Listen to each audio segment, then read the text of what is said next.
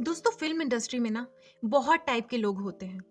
कुछ ऐसे होते हैं जो शुरू से एंड तक बेहद बड़े सेलिब्रिटी बनकर रहते हैं और कुछ ऐसे जिनको शायद ही लाइफ में कोई ब्रेक मिल पाता है और फिर आते हैं ऐसे स्टार्स जो एक टाइम में तो चमकते सितारे की तरह रोशन होते हैं और अगले ही टाइम में एक ढलते सूरज की तरह भुला दिए जाते हैं। तो दोस्तों आज हम बात कर रहे हैं एक ऐसी ही अदाकारा की जो अपने टाइम में टॉप पर थी पर उनके लास्ट के टाइम में शायद ही उनके साथ कोई था।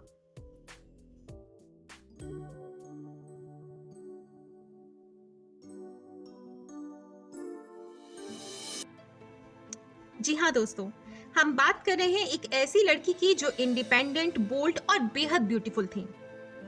जब किस्मत ने उन्हें एक मौका दिया तो उसके बाद परवीन बॉबी ने पीछे मुड़कर कभी नहीं देखा। जब डायरेक्टर बी.आर. इशारा की नजर स्टाइल में सिगरेट का कश लगाती हुई परवीन बॉबी पर पड़ी तो मानो उन्होंने ठान ली कि इस लड़की को तो मैं टॉप की एक्ट्रेस बनाकर ही छोड़ूंगा। जब पर्दे पर लड़कियां सलवार सूट और साड़ी पहनती थीं, उस टाइम डायरेक्टर बी.आर. इशारा ने पहली बार क्रिकेटर सलीम दुरानी के साथ 1973 में फिल्म चरित्र में परवीन को मौका दिया।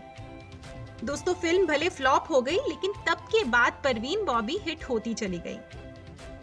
परवीन को 1974 में आई मजबूर फिल्म में अमिताभ बच्चन के साथ फर्स्ट टाइम सक्सेस मिला। फिर इसके बाद इनकी साथ में दीवार, अमर अकबर एंथनी, शान और कालिया जैसी कई फिल्में आई। 1976 में परवीन बॉबी को एक बहुत ही फेमस मैगजीन टाइम ने अपने कवर पर छापा।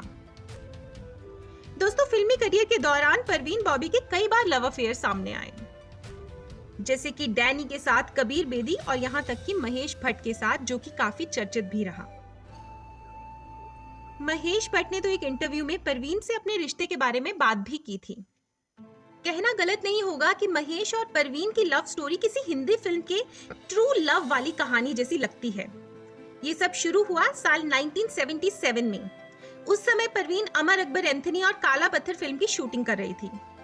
उन दिनों महेश भट्ट और परवीन बॉबी के रिश्ते काफी ज्यादा गहरे हो गए। अब प्रॉब्लम ये थी कि महेश भट्ट उस समय शादीशुदा थे। इसके बावजूद भी वो परवीन बॉबी के साथ लिव इन रिलेशनशिप में रहने के लिए रेडी हो गए। तो दोस्तों 1979 में महेश और परवीन की लव स्टोरी में एक अलग ही मोड़ आने वाला था। एक दिन महेश ने देखा कि परवीन बॉबी अपने घर में किसी फिल्मी कॉस्ट्यूम में है और एक कोने में बैठी हैं। उनके हाथ में किचन का नाइफ था, चाकू जो कि बहुत ही धारदार था, और वो कह रही हैं कि कुछ मत कहो, कमरा मच्छरों और खटमलों से भरा है और वो मुझे मारने की कोशिश कर रहे हैं। इसके बाद ऐसे इंसिडेंट्स बार बार होने लगे। इलाज कराने के बाद पता चला कि परवीन बॉबी को पैरानॉइड स्किज़ोफ्रेनिया डिसऑर्डर हो गया है। हालांकि परवीन बॉबी ने खुद कभी इस बीमारी को एक्सेप्ट नहीं किया। हाँ, उन्होंने ये जरूर माना था कि वो थोड़ी मेंटल इलनेस का शिकार हो गई थी।